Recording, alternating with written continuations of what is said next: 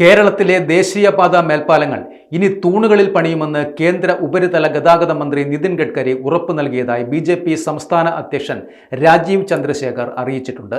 നിലവിൽ ഇപ്പോൾ നടപ്പിലാക്കി വരുന്ന ആറിവാൾ മാതൃകയ്ക്ക് പകരമായാണ് തൂണുകളിൽ മേൽപ്പാലം നിർമ്മിക്കുവാനുള്ള തീരുമാനം. കേരളത്തിലെ ദേശീയപാത നിർമ്മാണവുമായി ബന്ധപ്പെട്ട വിഷയങ്ങളിൽ മന്ത്രിയുമായി നടത്തിയ കൂടിക്കാഴ്ചയിലാണ് ഉറപ്പ് നൽകിയിരിക്കുന്നത്.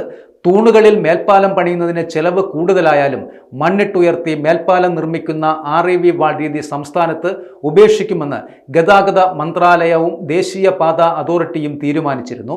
തിരുവനന്തപുരം ഔട്ടർ റിംഗ് റോഡ് പദ്ധതി അടുത്ത മാസം പ്രഖ്യാപിക്കുമെന്ന് രാജീവ് ചന്ദ്രശേഖർ അറിയിക്കുകയും ചെയ്തിട്ടുണ്ട്. റിംഗ് റോഡിനാവശ്യമായ സ്ഥലം ഏറ്റെടുത്ത് വേഗത്തിൽ ഇത് പൂർത്തിയാക്കും. ഭൂമി ഏറ്റെടുക്കൽ മതിയായ നഷ്ടപരിഹാരം ഉറപ്പാക്കി മാത്രമേ നടത്തുകയുള്ളൂ എന്നും അദ്ദേഹം വ്യക്തമാക്കുകയും ചെയ്തിട്ടുണ്ട്.